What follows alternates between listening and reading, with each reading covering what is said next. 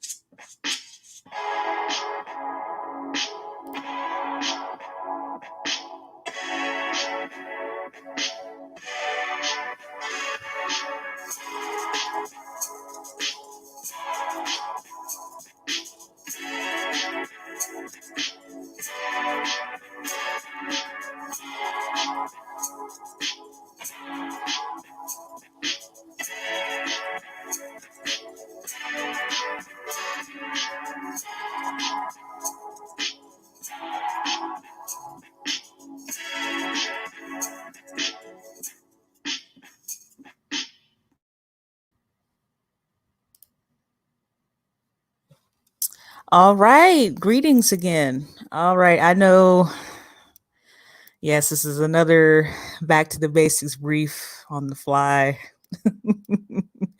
That's just how it is. Um, Let me see here. Let me take this down. So I was, watching a few things, poking around, looking at the news, and I saw that first of all, there's so much going on.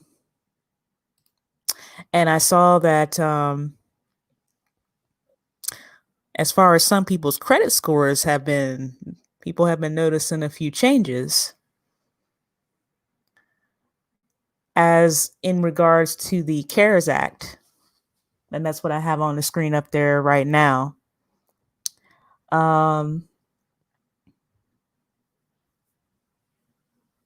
And this is regards to those who have student loans. Because here it says the federal loan debt is suspended, not eliminated, and that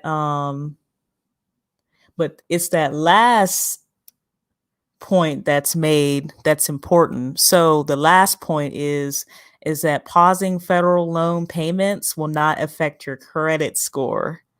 Yeah, at least that's what they say. Y'all already know, man. Let me start sharing the screen. I'm going to take this down. And I'm going to start sharing the screen. Oh, let me see.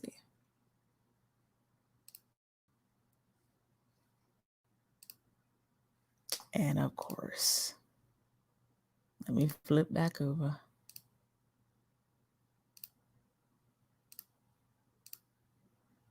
Okay. I'm going to have to move myself out of the way like I usually do.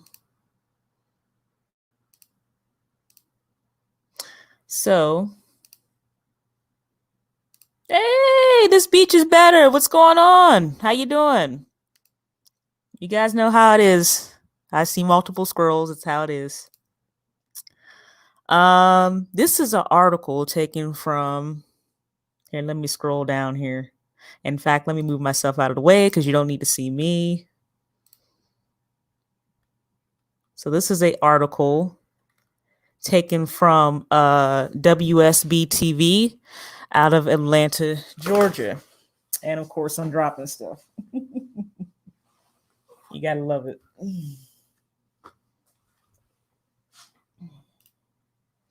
So this article was written on May 12th, 2020 by Justin Gray. And this is, again, this article is from WSB TV from out of Atlanta, Georgia. Let's see. And here it says the Federal CARES Act paused those student loan payments to give relief to borrowers during the Crown Royal virus crisis. I'm not going to say it because, again, due to censorship and everything else.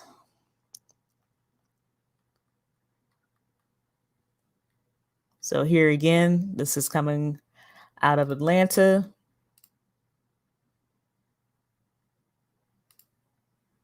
Thank you all for being here.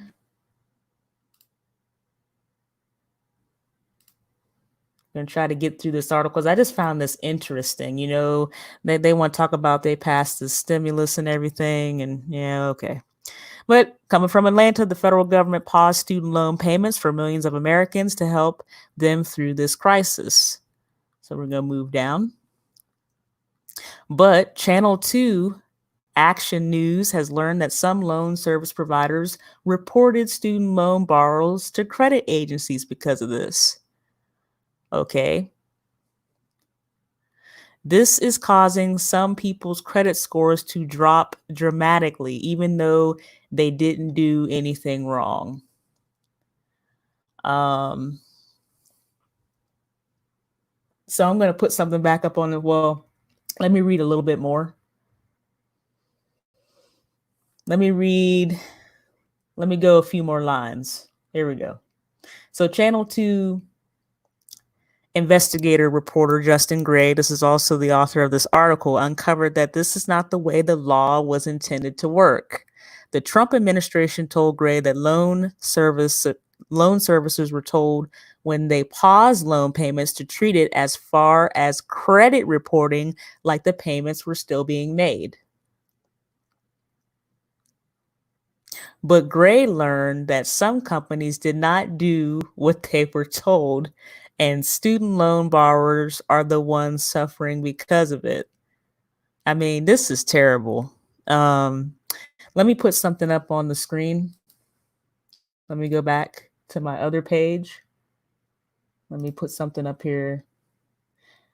I really should have enlarged this, but you'll get the idea. So you could be good for a long minute and then you miss a payment and then all heck goes loose. So here you see at the beginning around the 725 mark, and then it looks like this person dipped maybe to like 720-ish. And then that late payment like took them straight down to like 645. And then as you can see, it took this individual time for them to get the late payment fixed. So this is huge because, again, let me put up this other. This is just showing just one missed payment. So paying on time is important. We're going to get into that a little bit later. But here, right here, this is what you know, them passing the CARES Act and, you know, people getting their $1,200 and all that, and they're freezing or deferring the student loan payments. They were saying, oh, it's not going to affect your credit score. At least that's what the last bullet was saying. But unfortunately, in this article, we see that that is not so. So now we're going to talk about this young lady who, of course, wanted to protect her identity. Let me scroll on down. And here is what I said. I do have a little note here. And it's pretty much, again, I'm going to drop another link in the chat. Just bear with me, because this person needs to be credited for what they do. Hold on, let me do a copy. And let me come over here.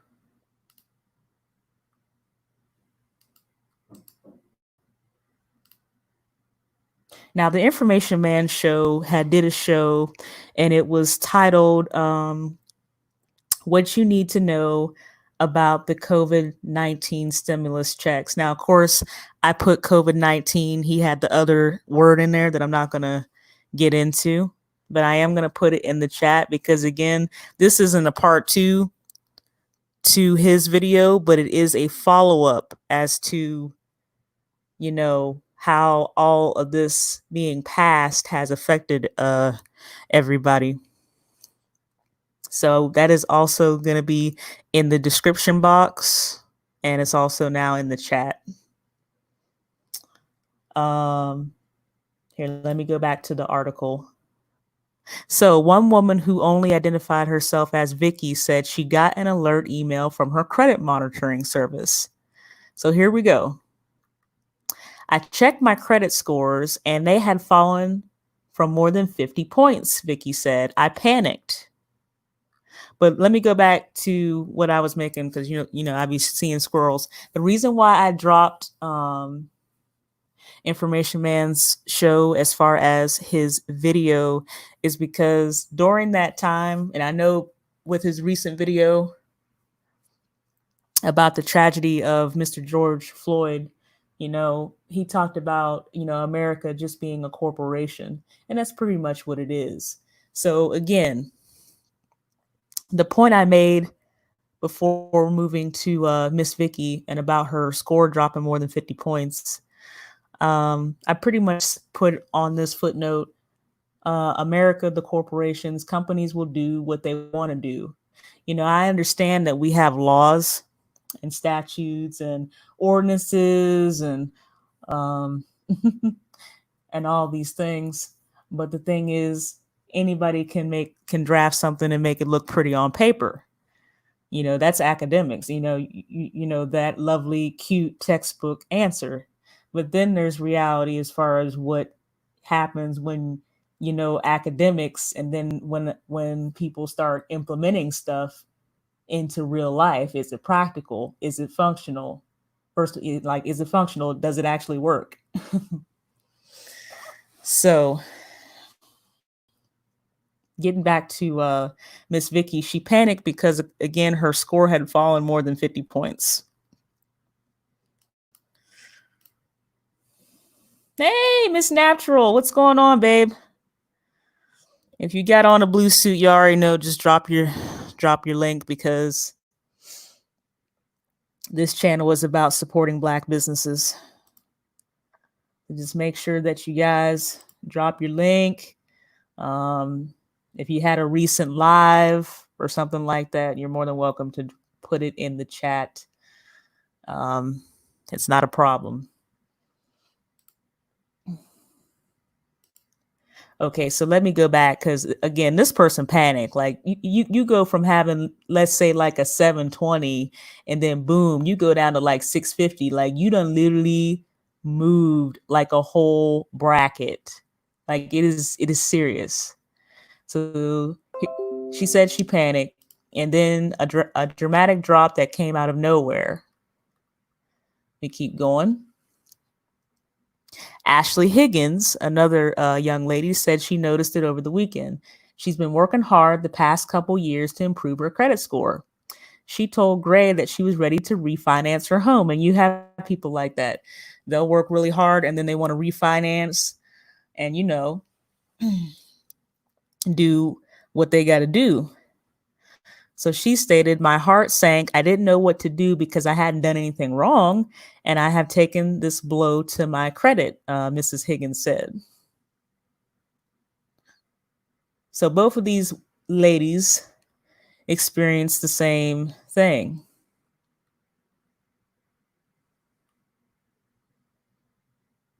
So go back to where I was. If you look at Vicky and Higgins' credit reports, you see the problem is with their student loans. Both women have the loans paid automatically each month. So you know how you set up the automatic debit, and they never missed a payment.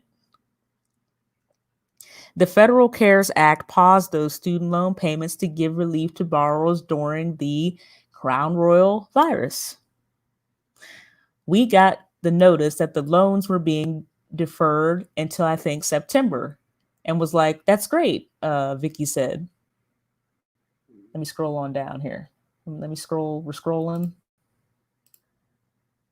Okay. So again, just to reiterate, these young ladies had automatically set up for their loans to be taken out, and they never missed a payment.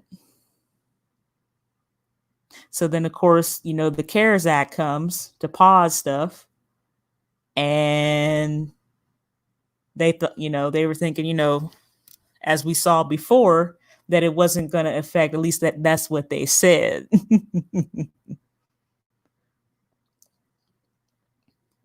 But here we see right here, and let me turn off this highlighter. We see right here, this is the problem right here. But then her loan servicer reported the pause to the credit agencies, and her scores dropped because of it. See? Now, on one hand, you have the law saying that, "Oh, hey, Toe Malone, what's up? What's going on?" Yeah, if you got a blue suit, just drop your information. Just please make sure you hug each other's channel. But unfortunately, let me go back to the thing that I had up there earlier. And now this is what they said.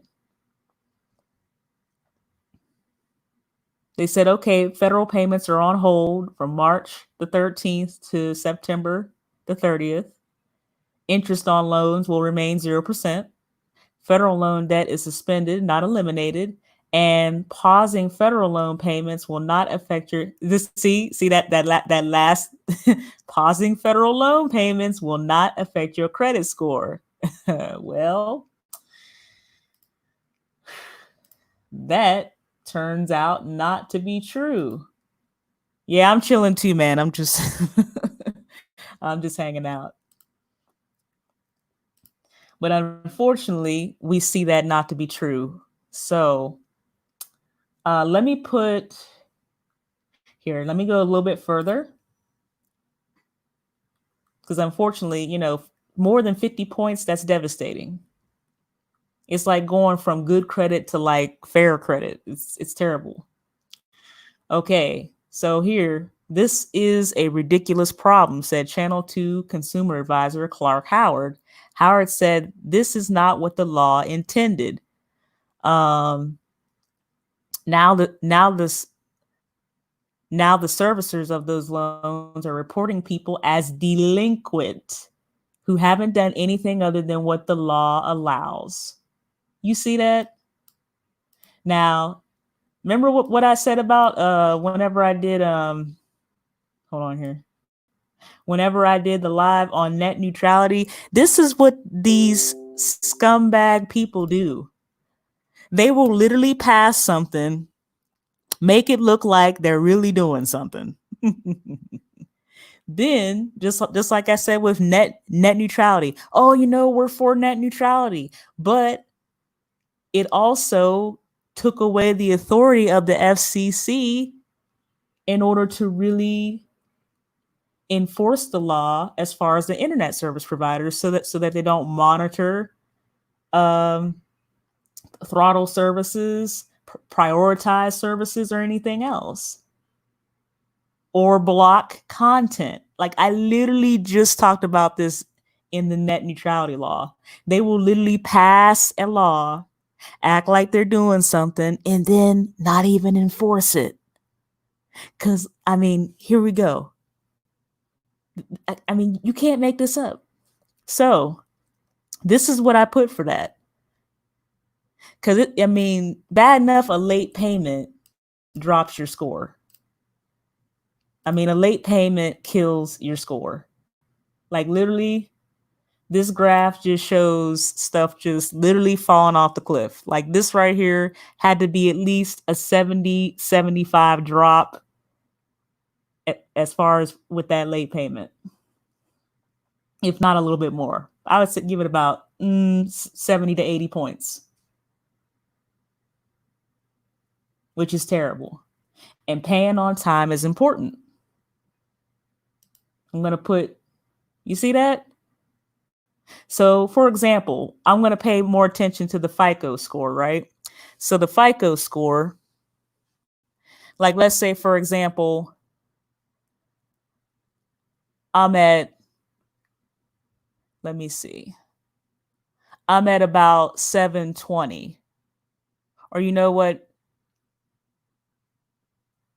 Yeah. Let's say I'm like right on the line between good and very good. Let's say I'm at 670, and then I have a late payment, and that drops me 70 points. So now that puts me way back to 600. So now I just went from good credit to fair. And then, of course, we have the Vantage score over here.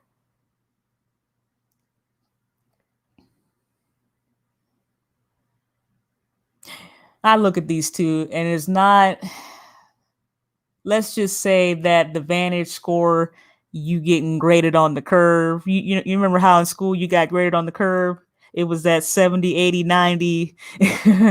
And then your FICO score is like, there's no curve. It's like 93% is an A. You're not going to get that 90. You're not going to get that 90% A minus. Nah, that's not happening. But again, that right there is just one late payment just kills your credit. It just kills it. It's awful, devastating.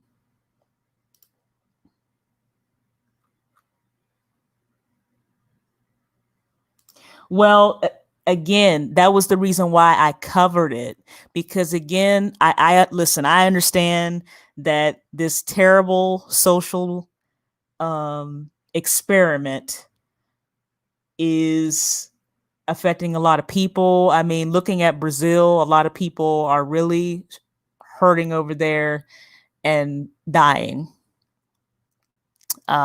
Yes, there you go. Drop the links. So yes, I net neutrality again goes right into the arena with censorship, because that entails talking about, blocking content, throttling internet speeds, and also prioritizing content. Let me get back to the article. But yeah, I got it. Listen, I'm not trying to take away from all the tragedy that's been going on, or from the this Crown Royal virus, in which, shoot, they're literally rushing to a vaccine, which is ridiculous. But there are other things you got to think about. Okay, all this, we're being bombarded with all this stuff. What is it that they are doing? And you know what I put here on this note next to Mr. Howard, as far as close to his name, I put, some got their $1,200 stimulus check and their student loans deferred just for their credit score to drop. So to me, and this was just in my opinion, the rich are stealing from the poor without a gun. Because again, your credit score affects like everything. Even if a person applies for a job, that employer is going to be looking at everything. You know, Lord help if they want a criminal background check and then a credit report and then a emotional intelligence test, because that's pretty much what it's going to come to. And really, it pretty much almost is, if not so already. This is how you steal from people without them even realizing it. Well, you know, I'm going to give you $1,200. We're going to defer the student loan payments, but your credit score is going to take a hit. You see what I'm saying? Exactly. It's like, oh, you know what I'm saying? It's like a union in the job. The union wants this, the company wants that, and then they get together and then, you know, they go through, you know, a round of negotiations, and then you know what usually happens? Pay freeze. I mean, I've seen it before. These people literally act like they're doing us a favor, but then you get people like this who were paying on time, hadn't missed the payment, and then all of a sudden, the government, you know, people pass this CARES Act, and then they're like, "Oh, cool. Well, then at least that gives me a little bit of flexibility." Nope, because now your credit score done dropped like 70 points. But getting back to the article, but that's terrible to be reported as delinquent on the credit report. Awful. Okay, so the servicer, and this is talking about the loan servicer on Vicky and Higgins loans, is the same. Great Lakes, one of the country's largest student loan servicers. Now, I know people have heard of Sally Mae, and now they've had a name change to Navient. So this right here is another one of the student loan servicers.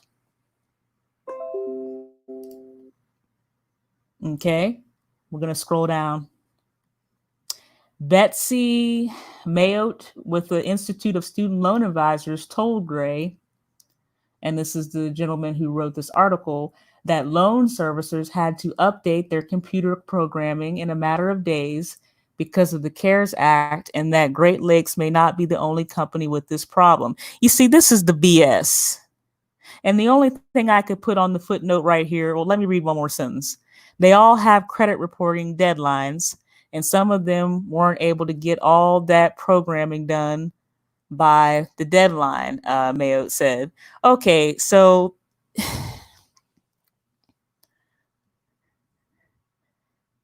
first of all, it's not like we're in the first month of this Crown Royal virus. Like, okay, you know what I'm saying? It's not like January or February. All right. Yeah, I mean, my goodness, the people of Wuhan went into lockdown like, what was it? Like early January or something? Like, come on now. You guys act like y'all was living under a rock and that you guys didn't know what could possibly go down.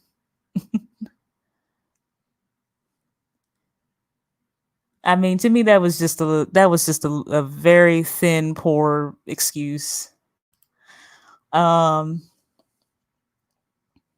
me keep going down because I was just disgusted. Like, really, like that's it. Like, what's going on? Excuse my French, but what the hell is going on with your IT department? Like, hello. You got to have some quality control going on. Got to have IT. You got to be able to troubleshoot and get stuff done. And y'all are like what is this? This said like one of the largest loan services in the country. Nah. But anyway, let me keep going. Okay, now check this out. Mr. Gray, the one who again wrote this article, he contacted the U.S. Department of Education. So he went over their head and trying to get some answers. They told him that borrowers' credit scores were never supposed to be impacted by the suspended payments. So they're pretty much reiterating what's in the CARES Act. In fact, they directed loan servicers to report to credit agencies just like regular payments were being made. Okay, now this is coming from the U.S. Department of Education.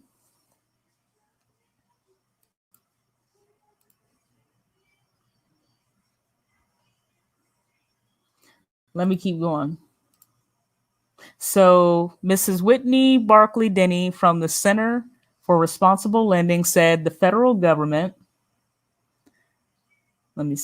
they have multi-million-dollar contract with these services. And by the way, it's taxpayers' money that's paying these services to properly service student loans. And so the Department of Education absolutely has a role in enforcing their contracts. And this is what Mrs. Barclay Denny said. So again, you see this pass the buck mentality. I mean, really. This is really sad. So let's see. People, this is just something else. You're the US Department of Education. Well, they know they're not supposed to do that. They're supposed to report that like people are making payments. That's what they're supposed to do. But yet you're the same authority that is supposed to be enforcing the CARES Act. I tell you. I tell you, this, you just can't. I'm telling you, you can't make this stuff up. You can't. So let me see. They have okay, I already read that. Let me keep going down. When Vicky called Great Lakes to complain, they told her they would fix the credit score mistake, but that's sometimes easier said than done. Okay, so pretty much they made another excuse, y'all. Getting an error changed on your credit can be a lengthy process, and I just don't have the brainwidth right now to do that. And this is Miss Vicky said. She was the one who originally saw her score drop by more than 50 points. And then Mr. Howard said, you may have to take action on your own. Let me see what my footnotes said here. And again, I put academics versus reality. It looks good on paper, but zero enforcement. I mean, anybody can write a law and have it, talk about, oh, well, the date it's effective, but is it going to be enforced? Howard said you may have to take action on your own. And I just put right here, just be your own advocate. Like, don't be intimidated by these credit bureau agencies, whether if it's TransUnion or Equifax or Experian, doesn't matter. Dispute those delinquencies with Equifax, TransUnion, and Experian. It's a fairly simple process, and it starts an investigation of the information being there incorrectly, Howard said. So again, be your own advocate. And no offense, that they act like this Great Lakes act like, oh, it was going to be so complicated for them to fix it. It really isn't. And no offense, you're better off just doing it on your own. Let me go ahead and let me see. I want to show you something. Just a statistic to keep in mind.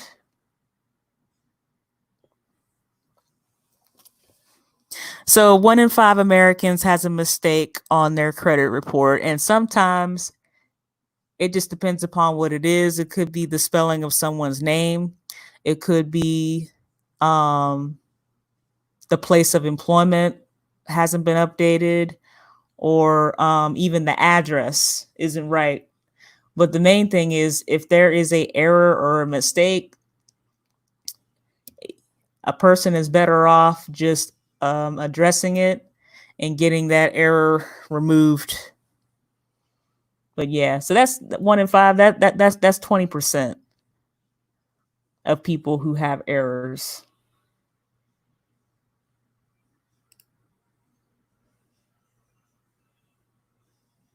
And now I'm going to go down a little bit more into the article.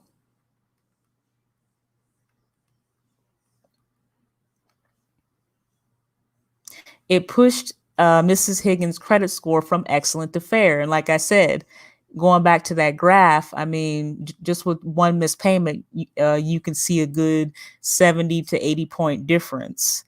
And she now worries how that will affect her work to refinance her home mortgage. Overnight, all that work is gone through no fault of my own. It's just out of my control and extreme anxiety. And here I understand where she's coming from, but my side note was just do the work to fix it. Contact them. And here I'm going to, let me see. I'm going to show what actually impacts the credit score, because again, if you've been paying on time and then now something is being reported as delinquent, then that really messes you up. So when breaking down the FICO score, or maybe I should do, hold on here. I don't want to get too far ahead of myself. Let me go a little bit further, because actually this is the end of the article, and then I'm going to transition to the next PDF file.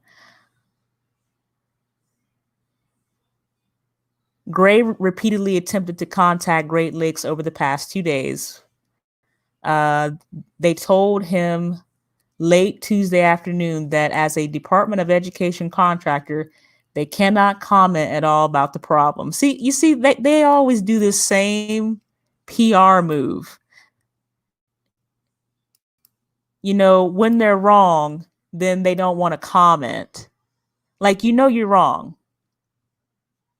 Like, this person's credit score dropped by like 70 points, if not more. Literally. So now this person no longer has excellent credit.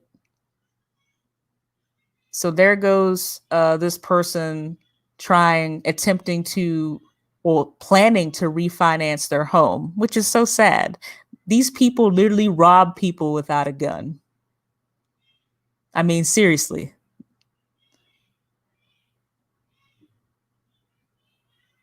So let me go over. Let me see. Let me keep going. And this is another one of their pathetic excuses. So late Tuesday night, a Department of Education representative told Gray that preliminary research showed the problems were caused by a coding issue, and the department is working to fix it and repair borrower's credit score by the end of the month. Oh, isn't that interesting?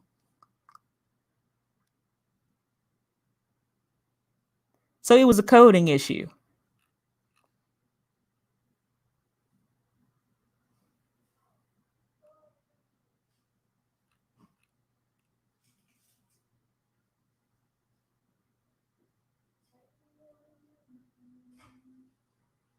But yet the same people said, well, we're going to fix it. But sometimes that's easier said than done. So the problem really wasn't complex.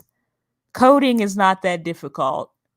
Just get up in there, get up in the software, contact your IT, troubleshoot that stuff, and go on about your business. I don't know everything about computers, but my goodness, hey, even when I have looked back over stuff and when I might have missed a code, to go back up in there and add it or to take it away was not that difficult.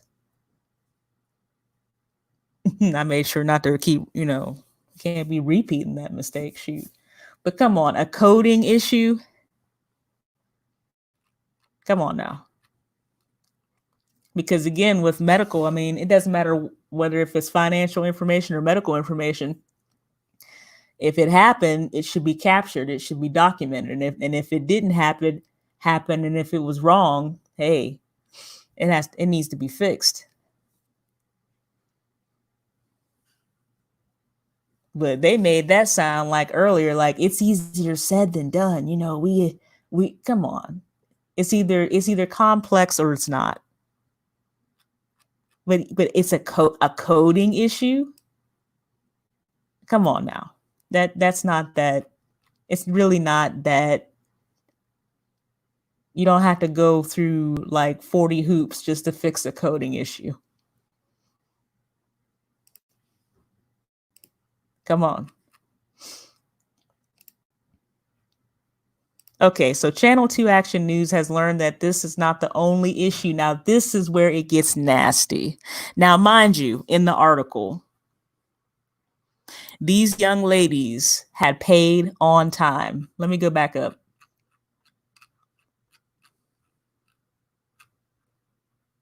They had paid on time. See that? Both women had paid on time. Never missed a payment. They had the money automatically debited each month. They never missed a payment. CARES Act pass to give relief, due to the Crown Royal virus. And then Miss Vicky said, hey, we got the notice that the loans were going to be deferred until September. And I was like, okay, great. I have a little bit more breathing room.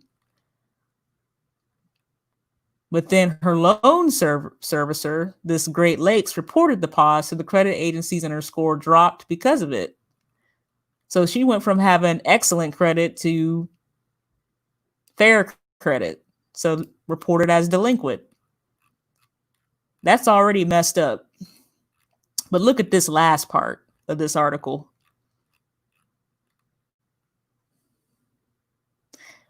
Now, you know how if you owe money and, if stuff goes into collections and if stuff gets really bad, there's a thing called garnishing of wages. So that's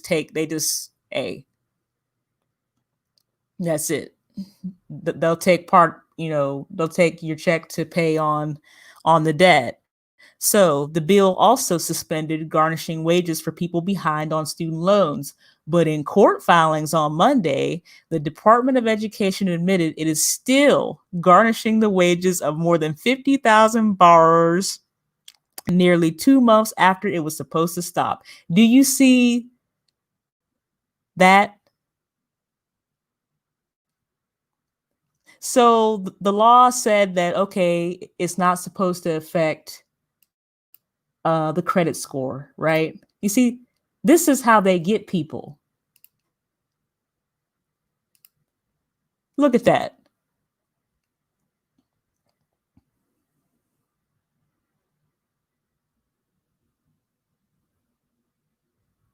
Automatically on hold, and everything's gonna be all right.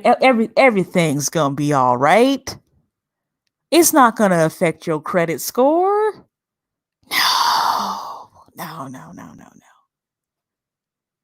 No, it's not going to affect anything. We're going to pass this CARES Act and it's going to be all gravy.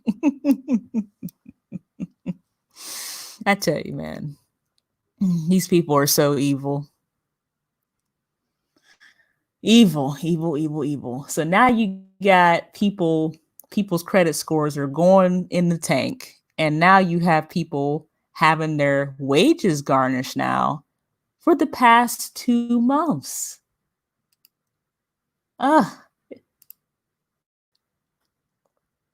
This is just white collar crime, which to me is just as worse as blue collar crime. Heck, it's crime. It's all, to me, it's all the same to me. Whether if I go somewhere, I pull a gun on somebody and rob them, or if I'm on a computer and if I get up in somebody's account and I move money, it's still robbery. It's just on that other one, you know, I was just attempting to look cute while doing it at a desk. I mean, really.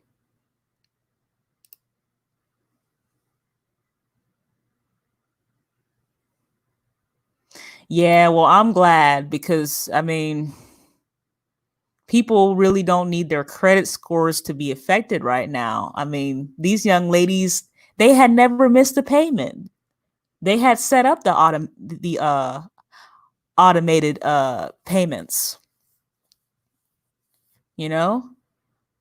That's why I said we have to be careful about these laws. And also, like, with this last part with the garnishment of wages, it's just too much. So we got 50,000 borrowers, and you know they said, oh, you know, they were going to stop doing that, but yet it's continued. Nearly 2 months after it was supposed to stop. I mean, this is ridiculous.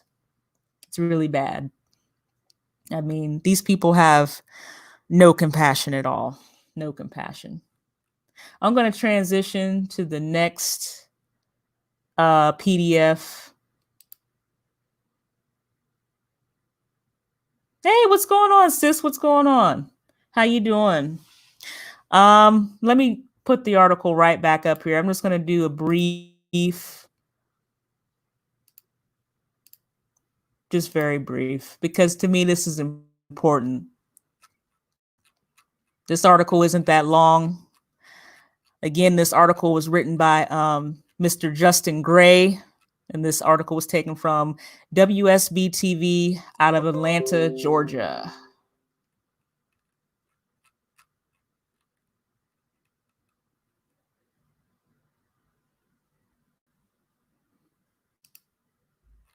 I got notifications popping up and everything else. So this is in regards to the CARES Act. So the Federal CARES Act paused those student loan payments to give relief to borrowers during the coronavirus. So I'm just going to briefly put up what I had up there before. So this was what was supposed to happen. Particularly that last part, pausing federal loan payments will not affect your credit score. But unfortunately, in this article, we found that not to be true. And also, just to reiterate, if you just miss one payment, your stuff can literally go down a good 70 to 80 points. And then again, it takes a person a while to build, you know, to get back to that. Because again, these loans, you know, the banks and the loan servicers are looking for consistency if you're paying on time. And unfortunately, in this situation, oh, I'm great. You know, I'm still hanging. In this situation, you had two people who paid on time. That's what's so sad. So Channel 2 investigative reporter Justin Gray, this is the gentleman who wrote this article, uncovered that this is not the way the law was intended to work. So the law intended And here we go. The Trump administration told Gray that loan servicers were told when they paused loan payments to treat it as far as credit reporting like the payments were still being made. But Gray learned that some companies did not do what they were told. And again, like I said, hey, America is a corporation. These companies are going to do what they want to do, particularly if they do not have a third independent party with authority to enforce the law. And particularly if they're not getting penalized financially, they're definitely gonna not, they're not gonna do what the law says. So we have Vicky. She said, hey, I checked mine. I got an alert from my credit monitoring service and my score dropped more than 50 points. And then she said she panicked. And then another young lady, Miss Ashley Higgins, said she noticed the same. And she was ready to refinance her home. And this is the part, again, both women had their loans paid, automated. They never missed a payment. But then her loan servicer reported the pause to the credit and her score dropped. Well, both of their scores dropped. Now the servicers of those loans are reporting people as delinquent who haven't done anything other than what the law allows. And this is talking about Great Lakes, which is one of the largest student loan servicers. And of course, after they were called out, and again, this was a poor excuse. Oh, we had deadlines and our system didn't update. And, wait a second. You're one of the largest loan servicers in the country. And you couldn't do any better than that. Was that your computer program wasn't up to date? Then how are you one of the largest student loan services if your company isn't even do y'all invest in yourself? Oh, that's right. You guys just, put it all in your pocket. You guys don't invest in your computer programming. Okay. All right. Mr. Gray, the one who wrote this article, contacted the U.S. Department of Education, and they pretty much said the same. That the credit, the borrower's credit scores were never supposed to be impacted by the suspended payments. But Miss Whitney Barkley Denny says, well, listen, the Department of Education knows that, but they are also the ones to enforce the loan servicers. So anybody could play stupid. They're really playing this dumb card yeah, you guys are you guys are the agencies to enforce it, but you're not doing it. Great Lakes was confronted by Miss Vicky, and they said they would fix the credit mistake, but it was easier said than done. But I mean, it's not. And that, of course, with her response, hey, I don't have time for all that. And Mr. Howard said, hey, some things you got to do on your own.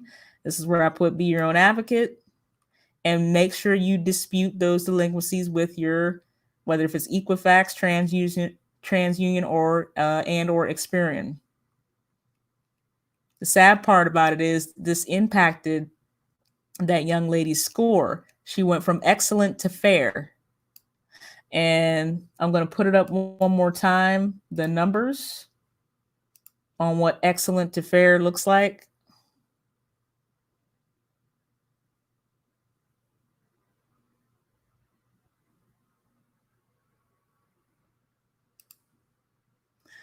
Because she really wanted to refinance her home. And then they talked about a coding issue. Come on. First you said it was computer programming. Now you're saying it's coding. Which one is it? And then this last part, people getting their wages garnished during this time, you know, with all the social distancing and, you know, with people sheltering in and all these other things. Tell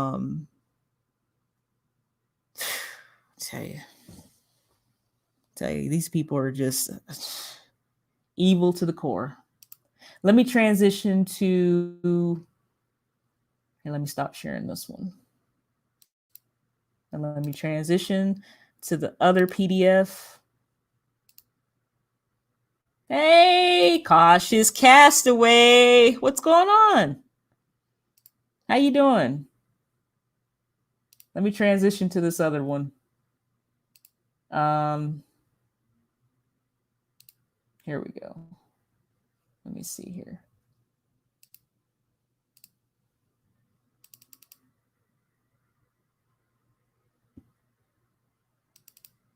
Always when a person is live, this always has to do. This always, it never fails. I literally went through all the checks and this is gonna happen. Hold on.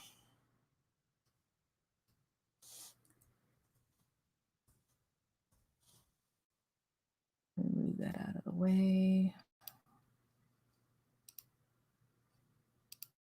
See if I can share this screen. Okay, there we go.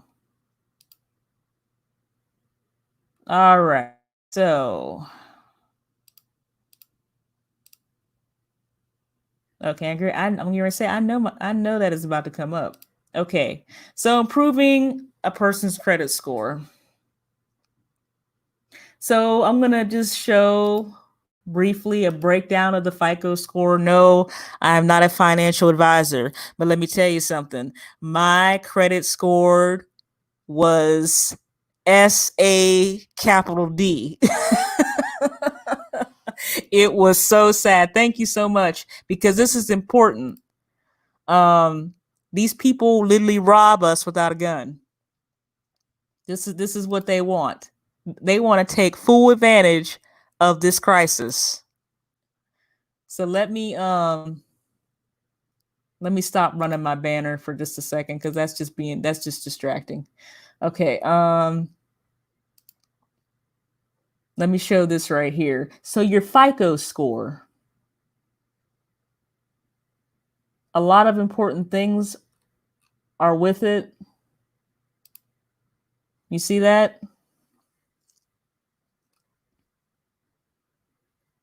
So again, look at the payment history, because that's the most important. Now, these young ladies had never missed a payment. Never missed a payment. They paid on time, automatically debited. They paid on time. So your payment history is the most important. Now, mind you, like I said, my credit was terrible. I was like, what, 18, 19? I had literally 9 cards. I kid you not. I had like 3 Visas, 3 MasterCards, 2 American Expresses, and 1 Discover. I was absolutely ridiculous. I ain't ashamed to tell you. Shoot, my credit score was a 580. It was terrible. It was bad. No discipline. You know, I didn't max out all 9 of them cards. Now, I didn't go crazy. I didn't completely lose my mind. But at the time, I didn't know. The payment history, paying on time, is like the most important thing. That makes up 35% of the FICO score. Then you go over to amount owed. Now, mind you, I have maxed out a couple of them bad boys. And that hurts you because, again, due to what is it? Credit utilization versus your debt ratio. Lenders and banks, they all look at that. And there are many sources out there who recommend that you keep credit utilization at 25, at or below 25%. So if I have a card that's $1,000, I shouldn't be going over 250. and that would be considered good. And let's say I have $1,000 credit limit, and let's say I just do $100 here and there, and I pay it off every month. Well, that means that my credit utilization is excellent. Types of credit, diversity is good, but then if you have too much, it can also hurt your score. Credit history, usually the longer your credit history is, the better. However, that is if, of course, an individual is making consistent on-time payments over a long period of time.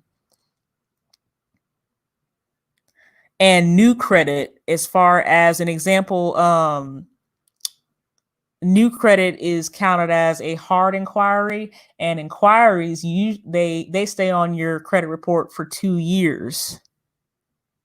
And I know as some people say, well, you don't have a source up there. There's sources out there.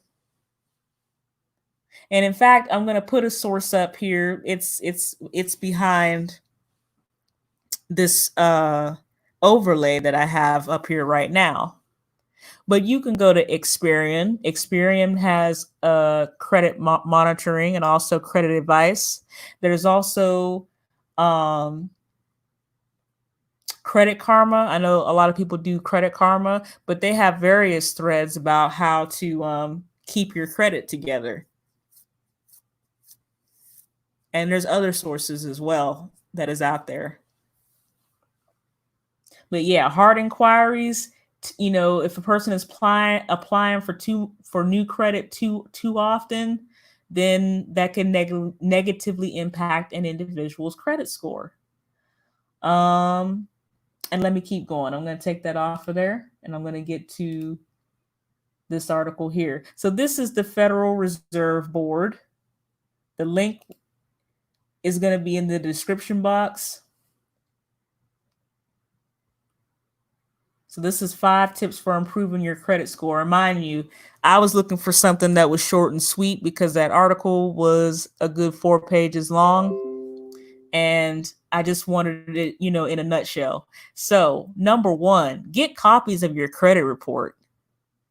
And then make sure the information is correct. You got to do that. Because 1 in 5 have a mistake on there.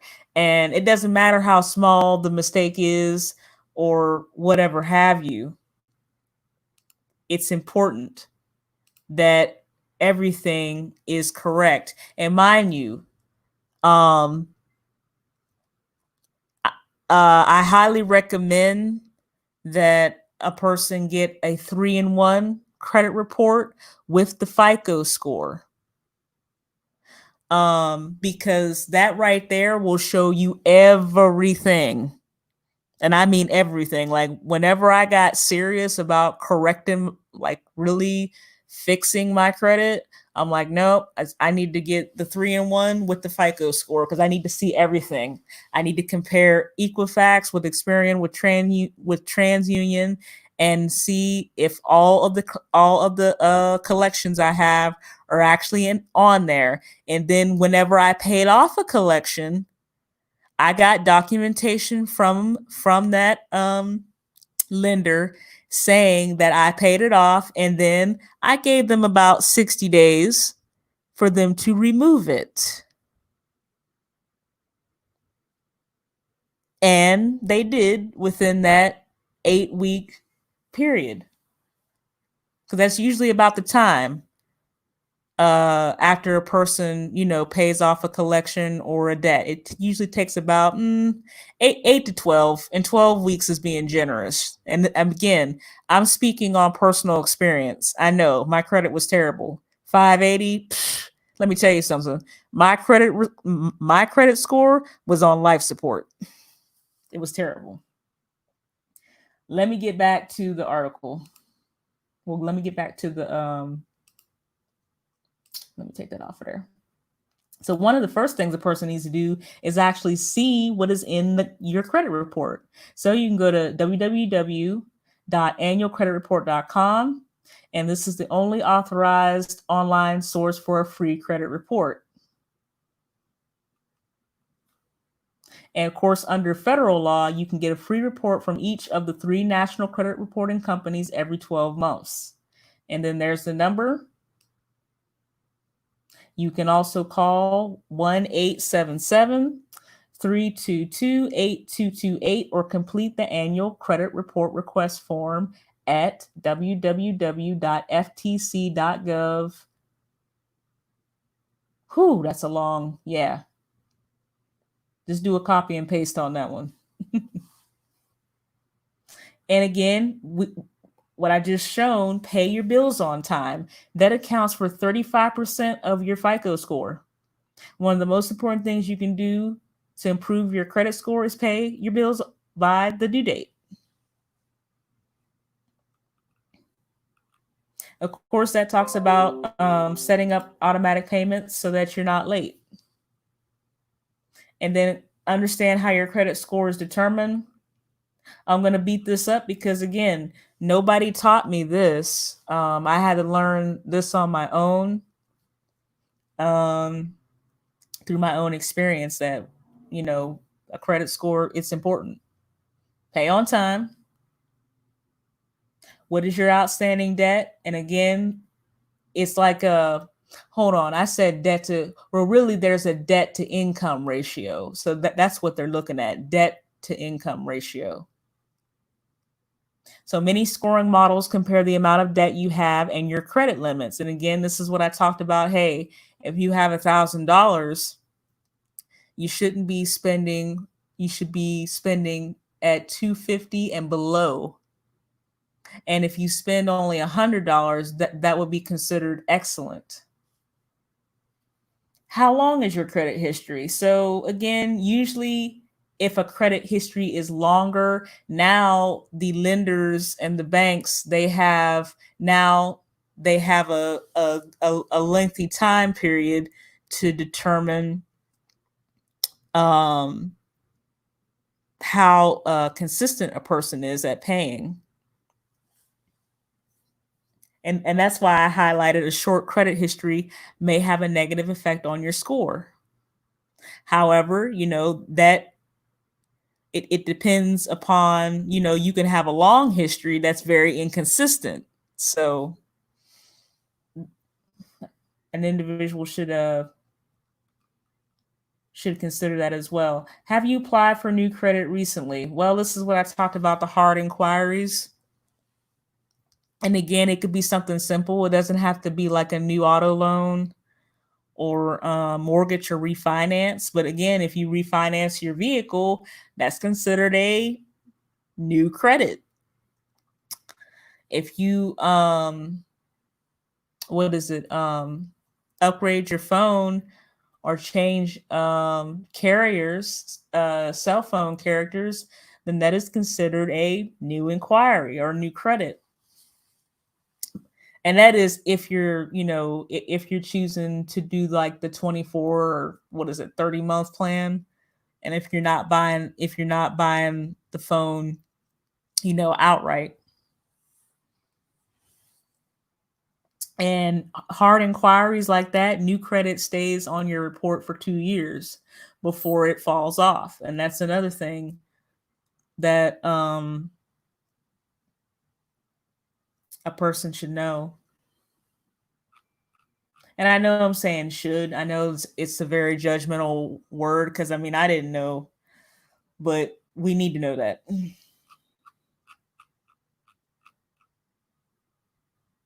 So how many and what types of credit accounts do you have? Again, diversity is good.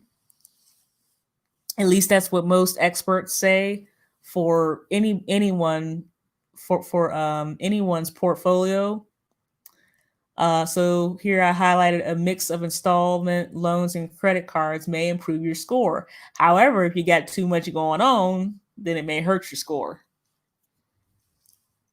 And again, that's with the credit bureau and their crazy formula that they use. Like I said, I'm not a financial advisor. Hey, consult with your broker, or, you know, with whomever, somebody who got a degree in finance, because I don't have it.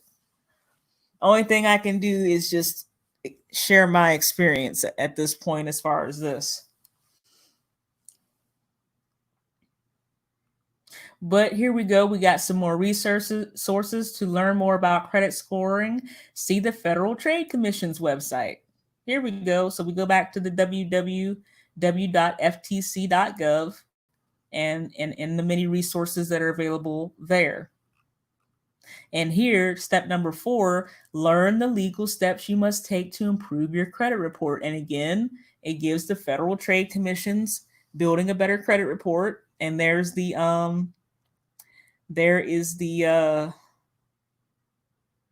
hyperlink. So www.ftc.gov, and then it keeps going. So that particular hyperlink has information on correcting errors in your report, tips on dealing with debt, and avoiding scams. There's a lot of scammers out there. And then, of course, number 5, beware of credit report scams. Sometimes doing it yourself is the best way to repair your credit. And then again, it gives the Federal Trade Commission as a resource. And again, it gives a hyperlink. Again, just a one-pager. Just so people could get an idea. Because again, I know for some people this may be redundant, but for some people they may not know. Because like I said, whenever I was 18 and 19, I didn't know. I didn't know about the credit, debt to income ratio. I didn't know about that. I had 9 cards. Terrible. Okay, let me stop sharing the screen. But that's about it. I really wanted to highlight as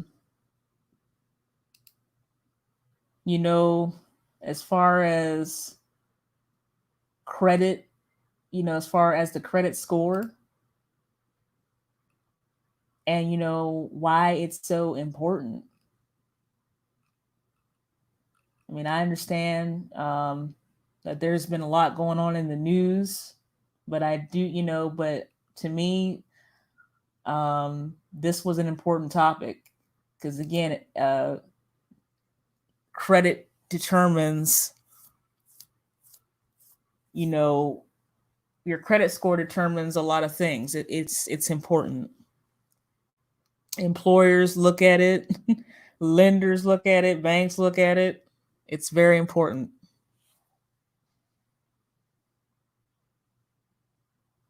All right. So just wanted to come on here for a little bit and just share this article from, Atlanta, Georgia. Shout out to Mr. Justin Gray for writing that article. That article was written on May 12th. So yeah, it's a couple weeks old. But the thing is, this is what they said the law is doing. But then you see that even with people paying on time, this is what happened. You just got to be careful. We can't be asleep out here. Cannot afford to be asleep.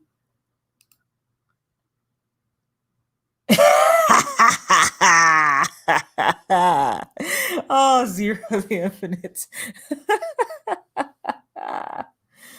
No. Listen, I will say it again. I am not a financial advisor. I am someone who had terrible credit. I was just sharing my personal experience. Go talk to a financial advisor. Go Go to the Federal Trade Commission's website. That was in the last article. And those sources are in the description box. And shout out to the Information Man Show for doing the video talking about the stimulus checks and going into detail as far as who was eligible to get it and all of that. Thank you so much. All right, y'all. Well, with that being said, let me see here.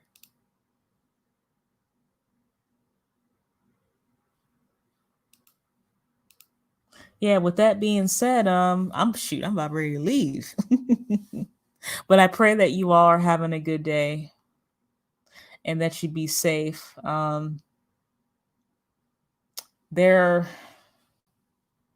I do know, I will say this, and I couldn't go live on the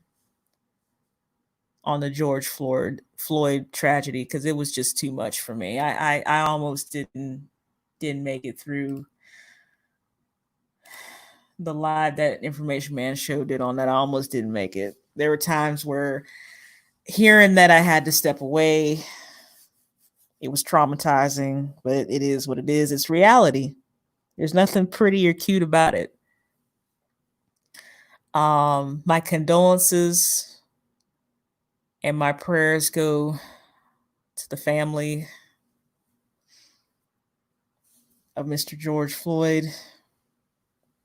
I know that some people are rioting and I know some people are marching. The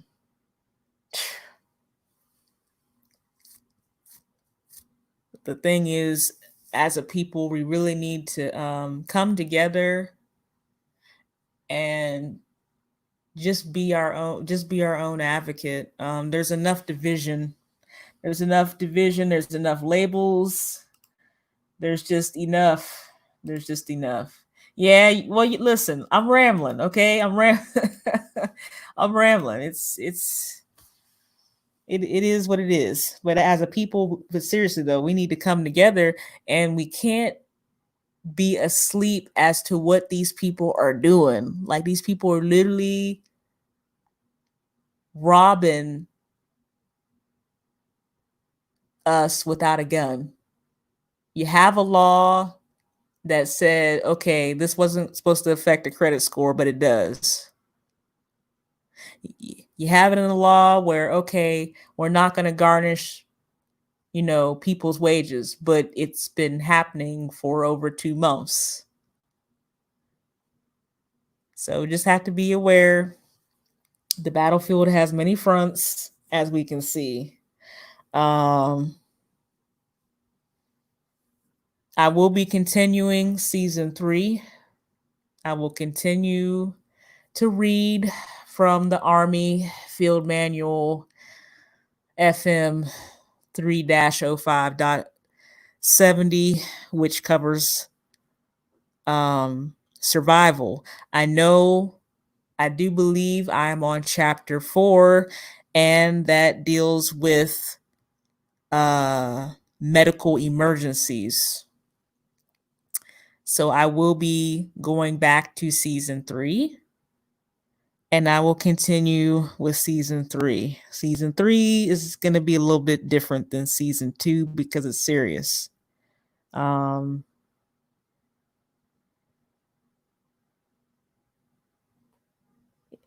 I said, I never thought I thought I would see such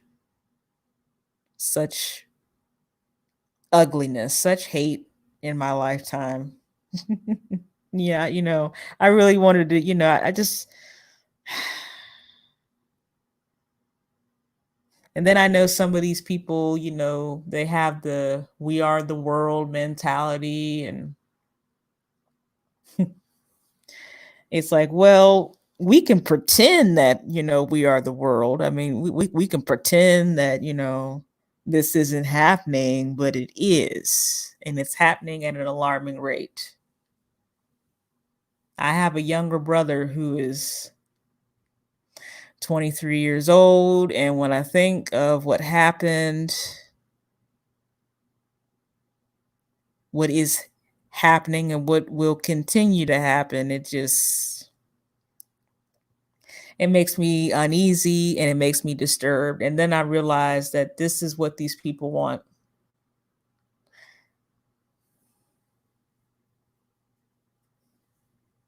These people want us to be afraid and anxious. And I was holding up okay until I saw that video of Mr. George Floyd. That was definitely an attack of the enemy.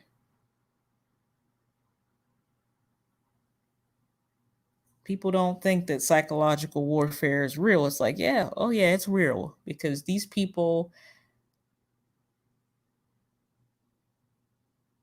if a person, or should I say persons or individuals, want control, and if they want control of everything, then that's what they will attempt to do. And it won't just be with money and currency.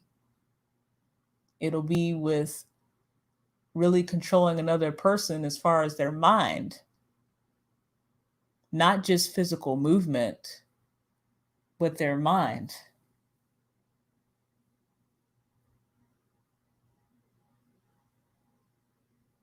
And it concerns me as a people, because I'm like, we really have to get out of this complacent mindset. We really do. And I know some people out there, well, I'm not, yes, Zero the Infinite, it is. Because you know why it's so dangerous? Because there are people who don't even think that they are enslaved. I mean,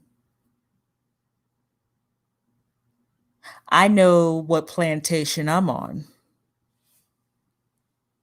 But yes, psychological warfare is probably the most dangerous form of warfare. At least physically, a gun, okay, I see that you're coming at me.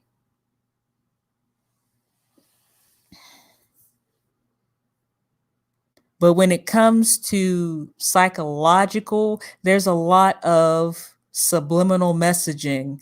There's a lot of predictive programming.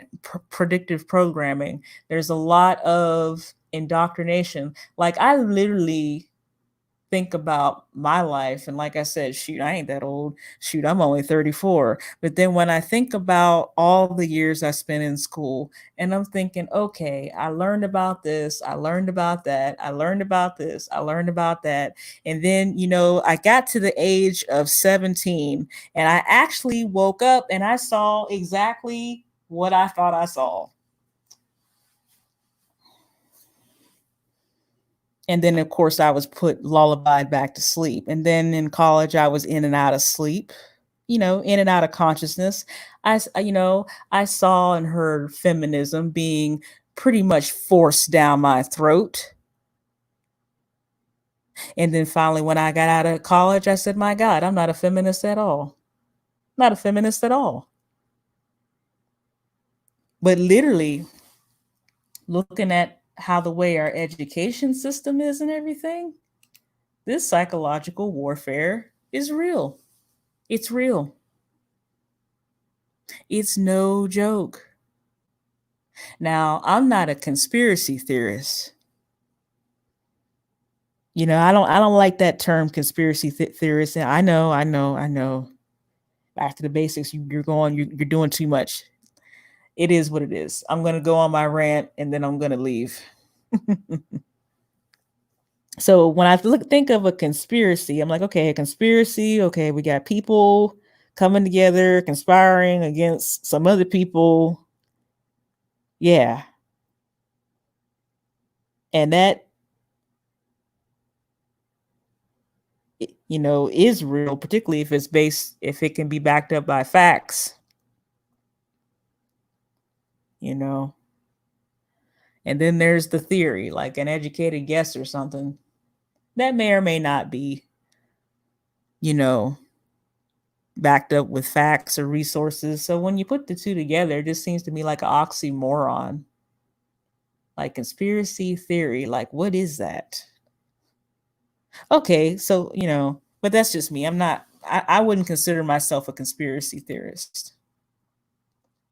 You said keep going.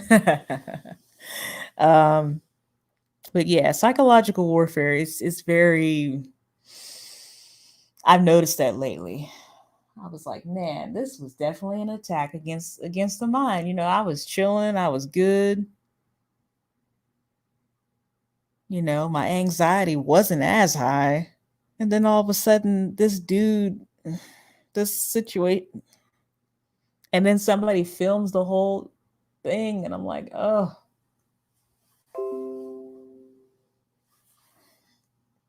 But that's what these people want. They want people to literally lose their mind out here. But yeah, as a people, we need to come together. I'm so tired of these labels, and I'm so tired of the mudslinging on both sides. As far as a male and a female, look, all I know is that I see something. I see just straight evil coming at our people. Like it's like everywhere. I really don't care about all this other stuff. I've already stated that the black man is under attack on many fronts, and that disturbs me.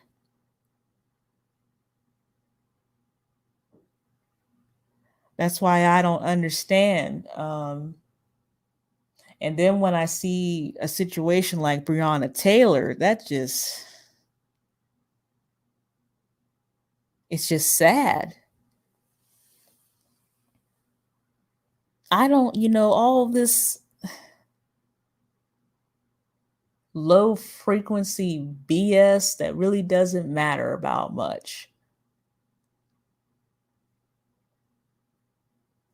Like I said, maybe I was born in the wrong time period because there's a lot of things that I see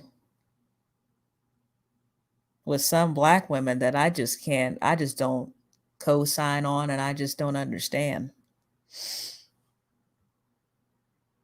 I mean, if the black man is under attack, and he is on many different fronts, I really don't care about going to a damn hair salon and getting my hair done or my nails done or anything like that. I have other things to be concerned about.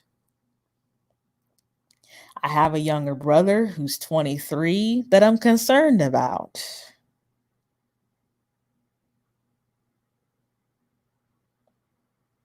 I have an older gentleman that I'm talking to that I'm concerned about.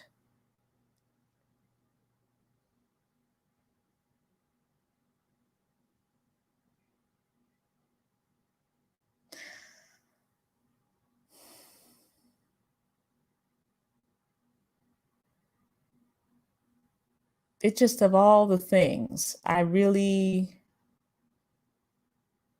just can't co-sign, and I won't co-sign on the ratchet behavior. Um, and now I'm starting to understand why some black men, why again they want their own space. And, some of them have chosen to go their own way and do their own thing because of the behavior of some black women.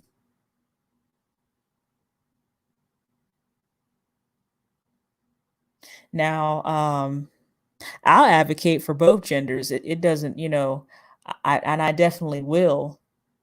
But what I'm not gonna do is co-sign on the ratchetness, particularly the ratchet behavior.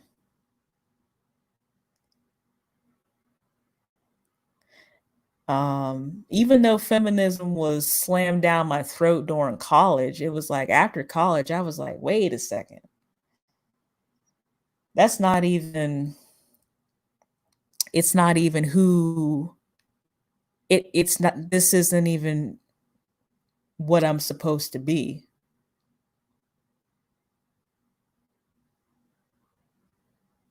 Now, mind you, this is no disrespect to the first wave feminist who, again, was against domestic violence and who was for equal work for equal pay. That's not who I'm talking about, but everything after that just went downhill.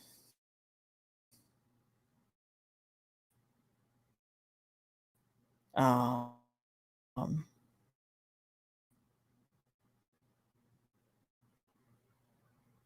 and I had to actually reflect back on my childhood and the people around me during my childhood. Because I mostly grew up with people who were 70 years. This is why I don't operate and move. I guess someone my age would, I guess, or should, or whatever have you. I just don't understand that. Even though my dad wasn't always there, my godfather, he was always there in one shape, form, or another. So, and he was married for many years. I had an opportunity to see a strong Black man and to observe um, a beautiful marriage that they had. Unfortunately, she became terminally ill and she transitioned. But I had a chance to observe that and see what that looked like. And me personally, I'm fine with just being a Black woman. I don't I don't need to attempt to get in a lane that wasn't even meant for me in the first place. I'm good. I'm fine with just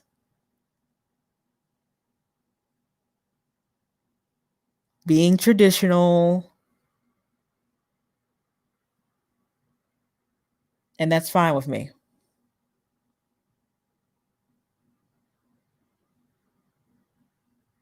Um, because that's just what I was around whenever I was younger. That was, that's familiar to me. I remember my grandmother, she would sit in her chair and she would crochet for hours. So many so many lessons learned. I mean, it was just traditional.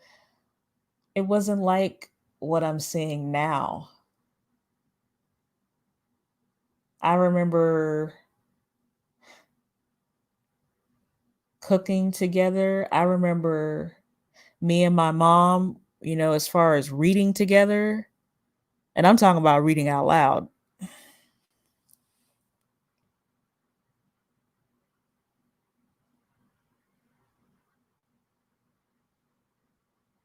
I remember, going on a picnic, just simple things that,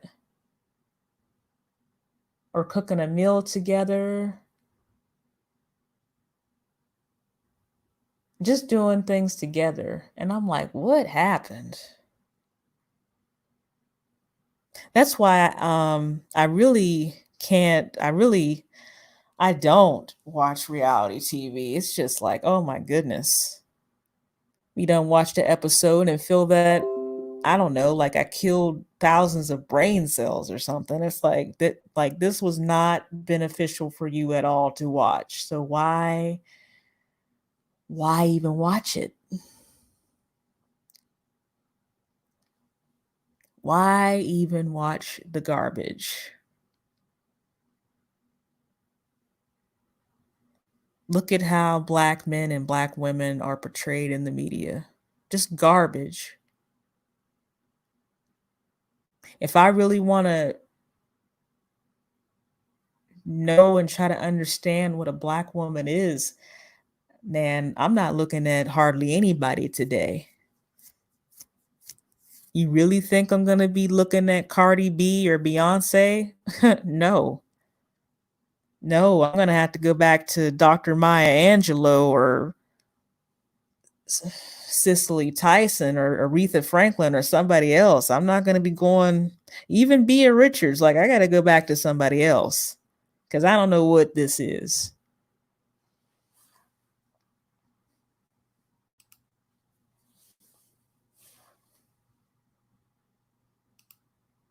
Yeah. That's it. Again, I grew up around older people, so it's really no surprise to me. Yeah, but then there's also a lot of labels that divide us too. Um, Even with religion, like I said, I'm not the typical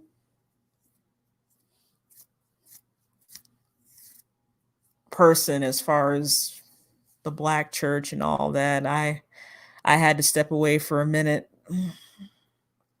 Heck, I've been in the Baptist church all my life and I seen some stuff that I was like, man, you got to be serious. You know, this there's just too many labels because at the end of the day, I'm not going to let, if I identify as a Black Hebrew Israelite, mean that, oh, I can't talk to someone who um, is a part of the Nation of Islam or anything else. Like, who cares? Like, that is literally labels. Okay, so we're studying from a different text. Okay, but that shouldn't be a divider. That's why, I just saw that. I said, dang, like religion really did a terrible number on society in general. Forget like Christianity and Islam and Judaism and Catholicism and Buddhism and Confucianism, all them isms. It's like, what does it matter? Got other things to be concerned about.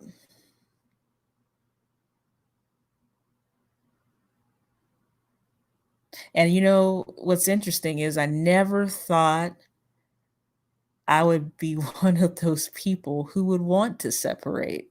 Because I drank the Kool-Aid. Brown versus Board of Education, that was a good thing, and desegregation, that was a wonderful thing, and the Civil Rights Act, the Voters' Rights Act, that was a wonderful thing.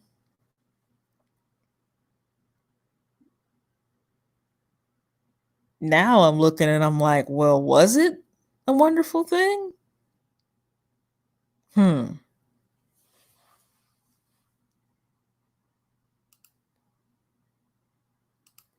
Oh, it's not that I'm so wise. It's just that I just I just know whom I was around whenever I was younger, and now I see what I see today. It's like, whoa. I mean, 2019 was rough, but now that I'm actually seeing, it's like, wow, we really can't get all caught up in these labels. Who cares if I'm a Moor or if I'm a Hebrew Israelite or if I'm a Buddhist or whatever? Who cares about all that?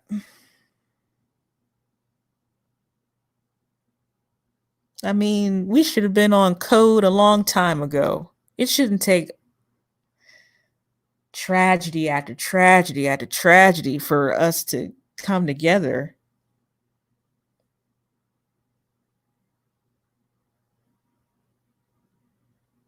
and to come up with a plan to actually separate, like, look, hey, time to go. Hey, you know those people over there, they're not going to give us no reparations. They're not going to give us that. So, well, it's time for us to go on somewhere else. Time for us to build our own society and go somewhere else.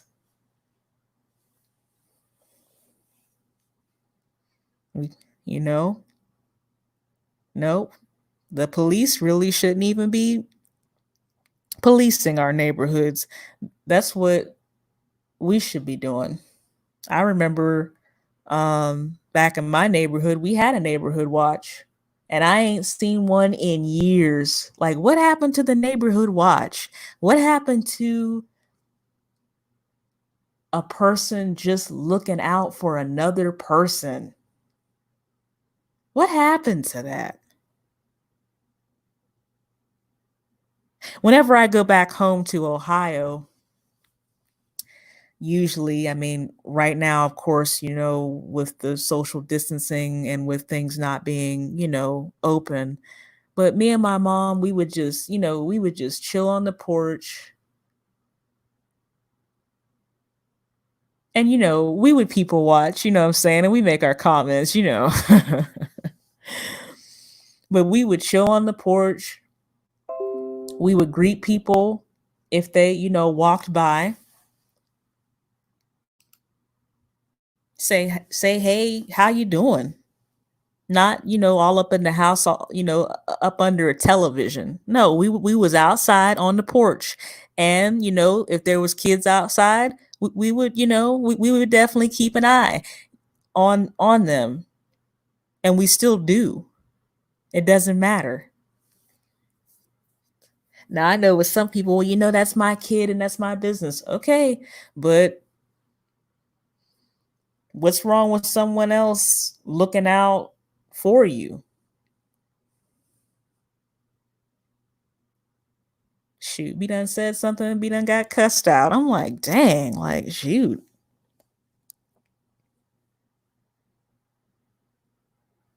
I don't know if that's pride or ego or what that is. It's like, shoot.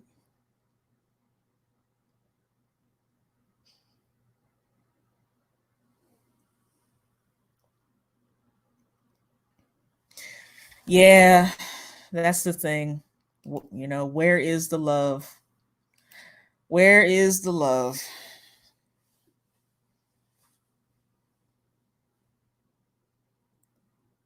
Um, it really is a shame. Oh, let me see. Oh, screen learning. What's going on, man? I'm sorry. I got way into deep thought right there. My bad. Yeah, this is true. Yeah, if we keep eliminating people with these labels, then yeah, we're not going to be able to come together.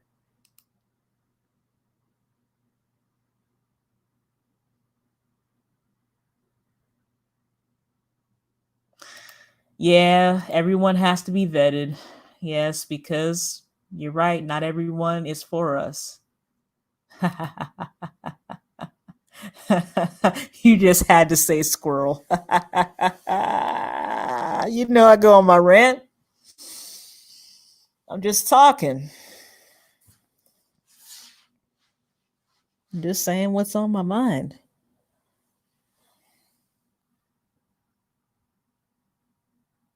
I think, however, what I'm seeing is that I do believe that I am seeing there is a distinction being made um, between who is really about coming together and who is just about the BS.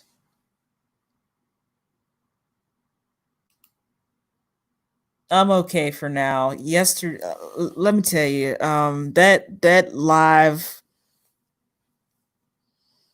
I know he played that audio, but man, just hearing that man plead like he did, I just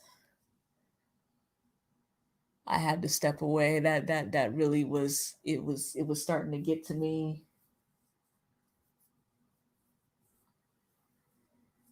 But again, that's what these people want. Yeah, it's what these people want. They don't want anybody to be happy. They don't want anybody to have any peace of mind. They're just evil.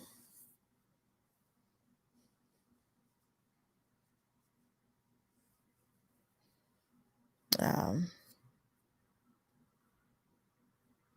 but I do believe that, like what you said, yeah, not everybody's going to be for us. But then there's also that thing called, cleaning house. There's people that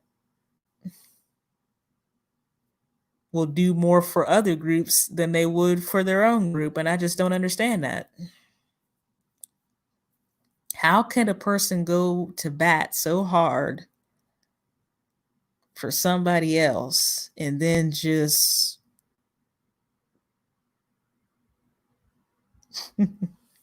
not even be there for your own people, not even support your own people? That's what I don't get. I don't understand that. That's where I get confused. I'm like, dang, I lost you.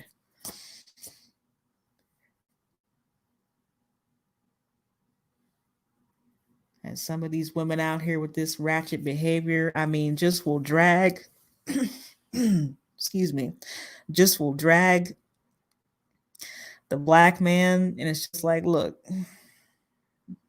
black man's already under attack on many fronts. He doesn't need his counterpart acting the straight up fool. He don't need that right now. Because at the end of the day, nobody is perfect. He doesn't need that right now. Well, back to the basics, I'm grown and you're not going to tell me, hey, it's not wanted, it's not needed, it's not appreciated. Why don't you just go sit down somewhere? In fact, why don't you just leave the building?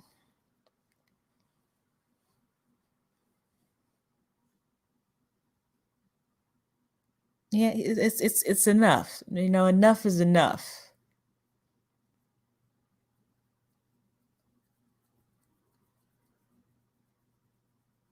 I'm tired of hearing about, some of these women out here having this victim attitude. Well, what are you doing? I mean, you're the one who made a decision to lay down and open your legs and have a baby. So what are you doing? You're not asexual. You didn't just think about having a baby and it just happened. So, any personal accountability? Okay. No personal accountability. Okay, so maybe you shouldn't even be out there having sex then if you don't have any personal accountability.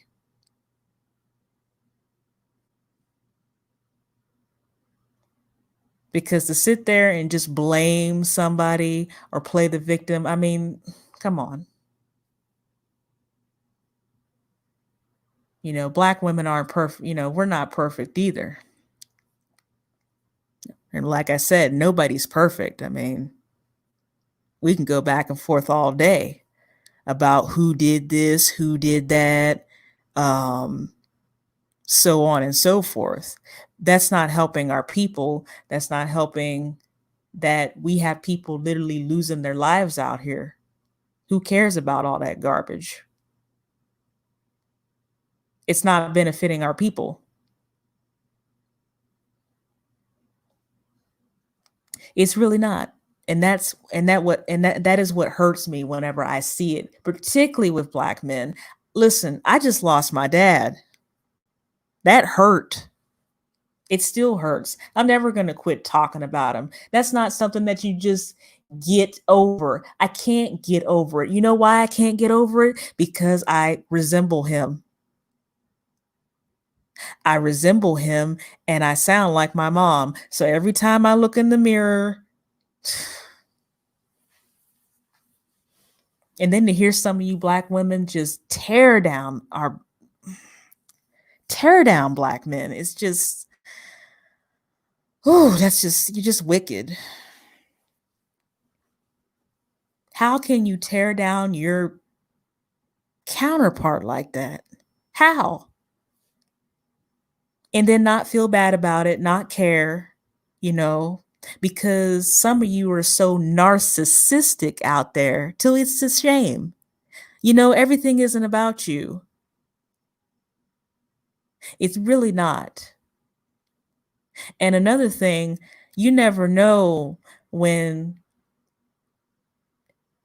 God forbid, if something like this happened to a relative of yours or even to you. This is serious out here. I got time for no narcissistic, oh, I want to cry and play the victim. Nobody wants to hear all that garbage. It's just garbage.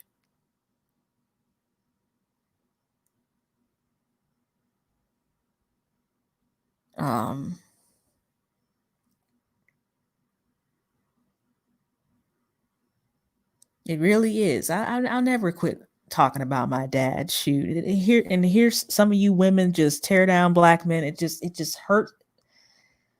It's just so painful. It's like pouring salt in a open wound. It hurts. It's like, nobody want to hear all that.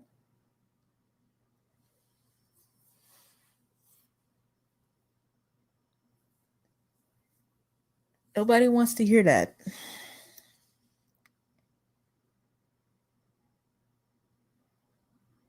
Because at the end of the day, a person can play the victim for only so long. A person can do that only for so long, and then it's just like, okay, well, okay, all this happened, but what are you doing about it?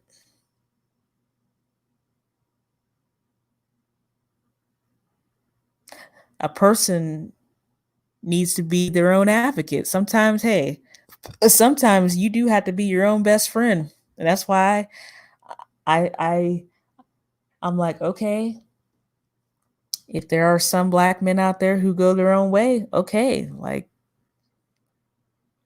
it is what it is.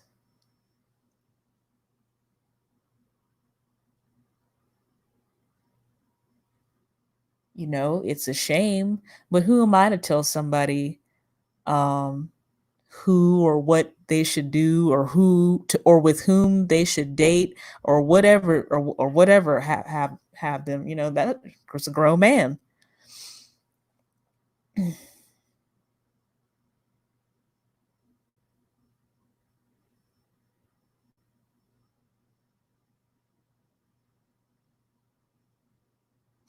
Yeah, screen learning, and that's what hurts me.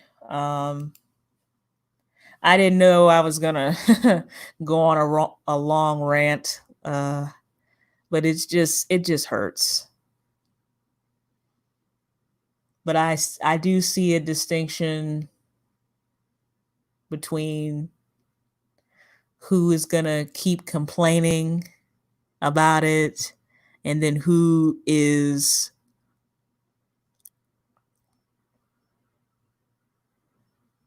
first of all putting out good information and trying to problem solve and try to come up with strategies for our people,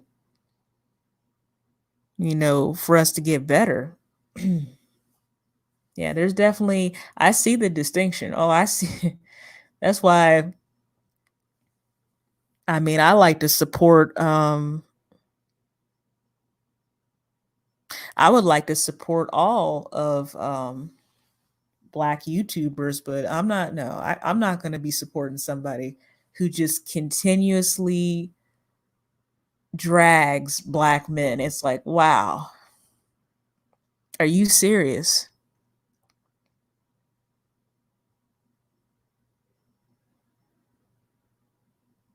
So a person is gonna disrespect someone or tries to control them,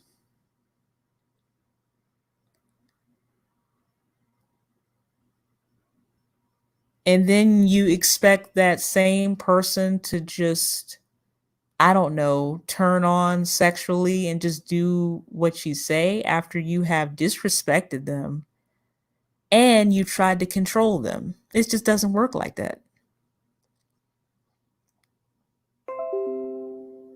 Particularly for the black women who are out there who do that. It's like, that's not like how, like, there is no logic, like there is no respect, there's no logic.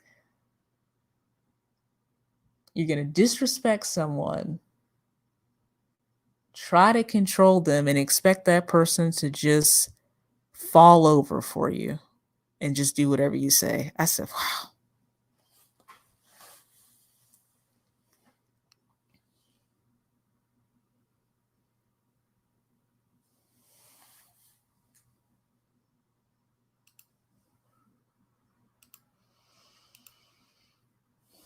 I love my people.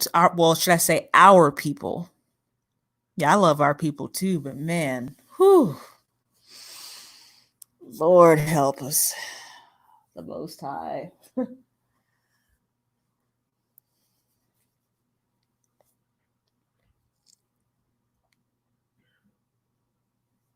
It'd be getting tough sometimes.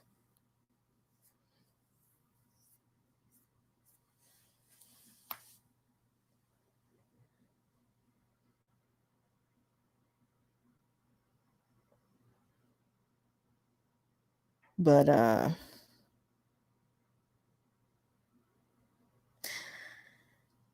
anyway, I went on a very, very long rant. Yeah, that's true. People don't love themselves. Yeah, it's a shame. Yeah. Yeah, they wouldn't know what love was if it literally was looking at them right in the face. Sad.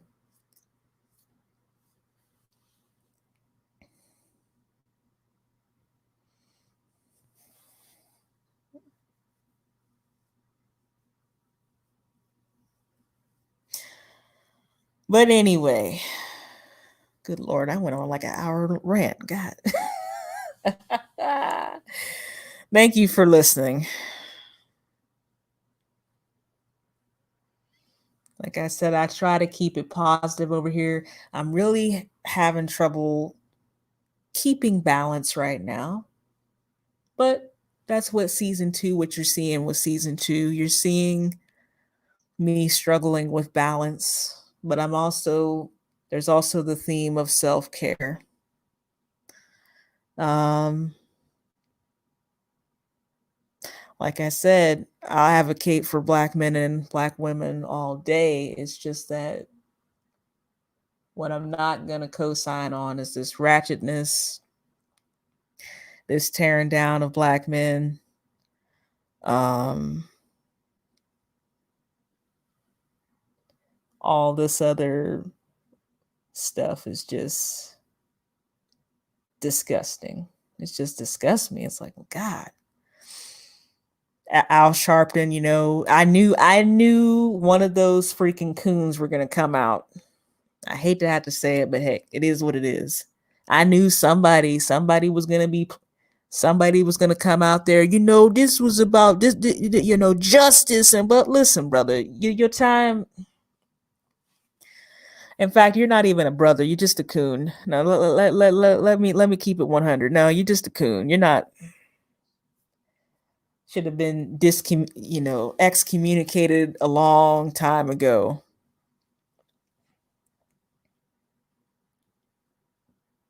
Telling you.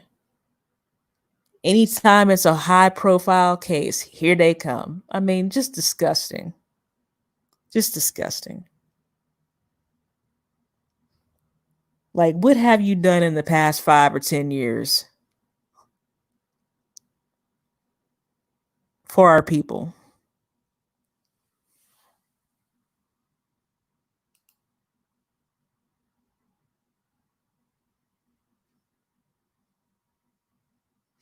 Yeah, I never did look at it like that. So you said sometimes you have to embrace the dark side to understand it. Self care starts with acknowledging pain and who is causing it. Yeah.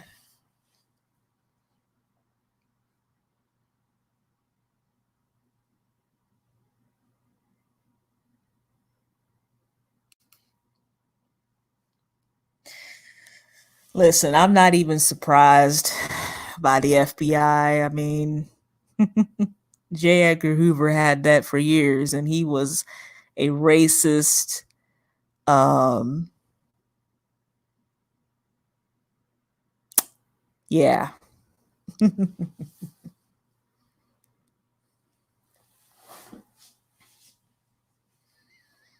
yeah, he was a racist Fruit Loop.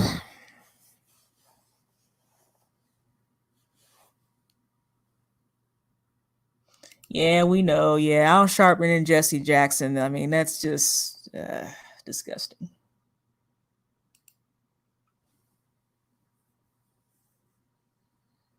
But yeah, but again, I know I rambled, but it just concerns me because I'm like this battlefield is just so many fronts. I'm like, man, you got people who are walking around here thinking they're free. You know, you're not free.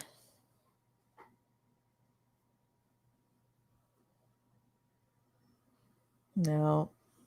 But the silver lining is, I mean, at least don't let your mind have chains around it. I mean, goodness,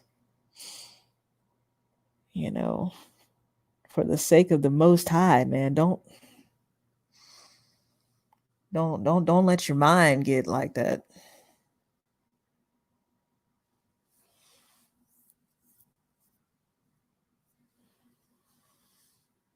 That's what I keep telling myself. I mean, I don't know, maybe some people aren't struggling on here, but man, that was a very deliberate spiritual psychological attack. When I saw that video, I was like, wow, these people, man. And then I had to keep telling myself, nah, I can't allow y'all to get my mind. Nope.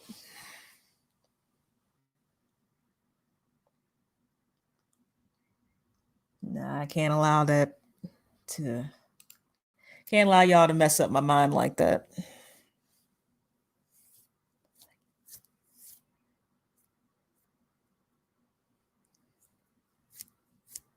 'Cause once they get that, man, it's like going back to ground zero. Like, nope, I can't.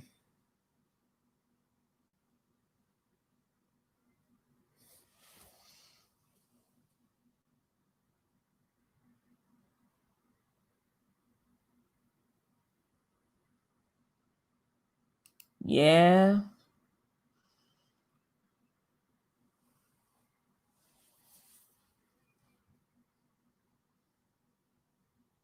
but I know there are people out there, and like I said, there is a distinction where people they do want to separate and they do want to do it for real.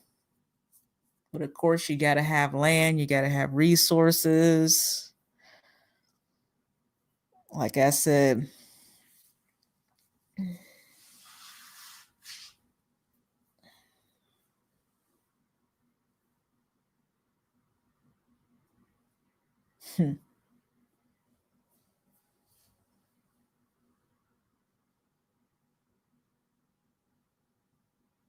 yeah,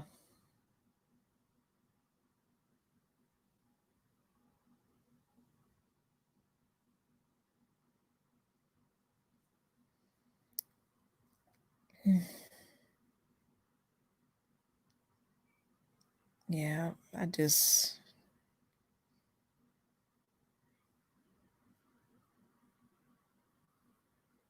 yeah,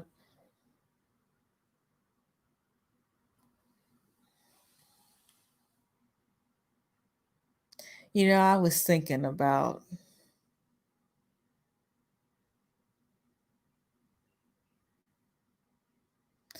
even in the Bible, there, Jesus, he prayed, Yeshua prayed, but then he followed it up with action.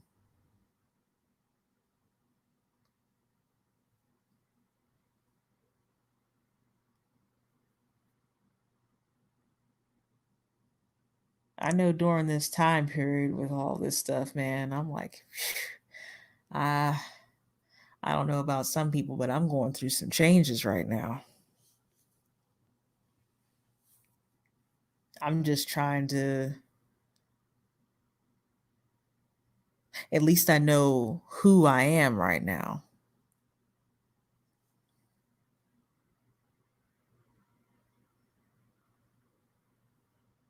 Right. But right now, I'm just trying to figure out, well, what is the most beneficial thing I can do, particularly in the near future? So that's what I'm trying to find right now. Yeah, faith without works is dead. Yep. Oh, I won't. Don't worry about that. Yeah, I know. Faith without works is dead. Yes. I'm just trying to troubleshoot, like, what would be the most beneficial thing for me to do? And I will say this, none of my statements are endorsed by the United States Army, Department of Defense, and or any other military branch, element, or government entity.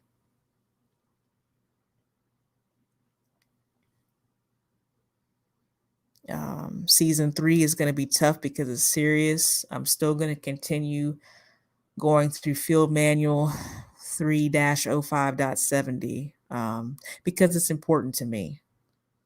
It's unclassified. It's out there for people to Google and see. And I believe that that's important. I believe knowing pre-hospital care, anything pre-hospital should be definitely be studied right now, whether if it's first aid, CPR,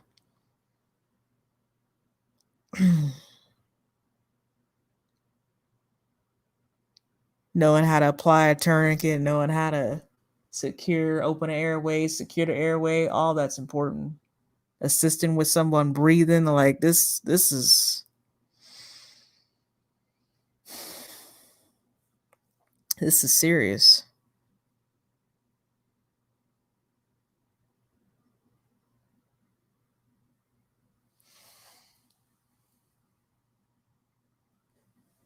Okay. Whew, I think I done rambled enough. I don't have, I'm about, man, I got to get me like a,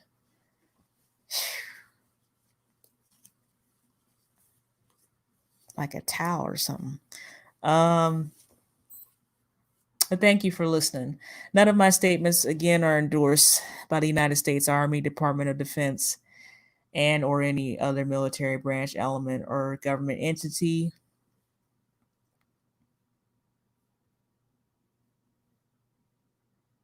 The reason why I'm here is because I love our people, despite some, the ugliness, some of the ugliness that I be seeing.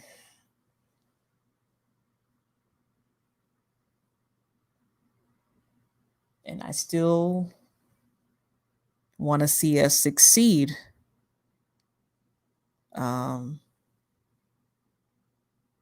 Despite, whatever obstacles that are in our way. I love you as a sister. I do.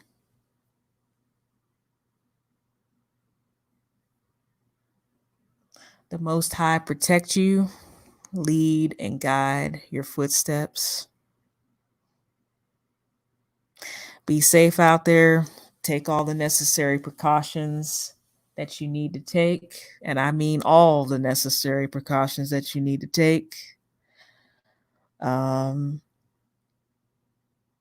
you haven't gotten a concealed carry permit, you need to be getting that. Need to be licensed on a weapon legally. You need to be going to the range. You need to be shooting. I'm not saying this to entice violence, but if you don't know what time it is, I don't know what to tell you. And of course, my thoughts and prayers and condolences go out to Mr. George Floyd's family.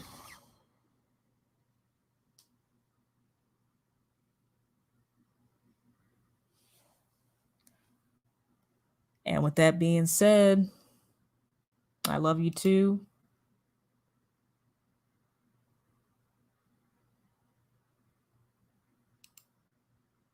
And yes, you need to group and zero on your weapon.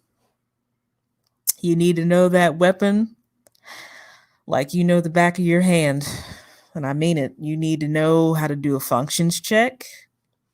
You need to know how to clear your weapon, properly load your weapon.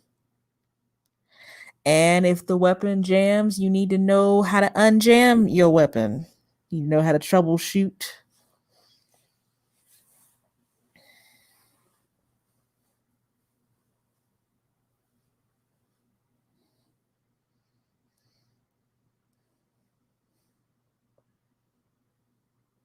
And if you don't know, I mean, I know Information Man, he had a show yesterday about Mr. George Floyd. And there was an individual in the chat that had information on, I think it was a gun rights group. So the information is out there. And yes, self-defense is essential. And again, none of my statements are endorsed by the United States Army, Department of Defense, and or any other military branch, element, or government entity.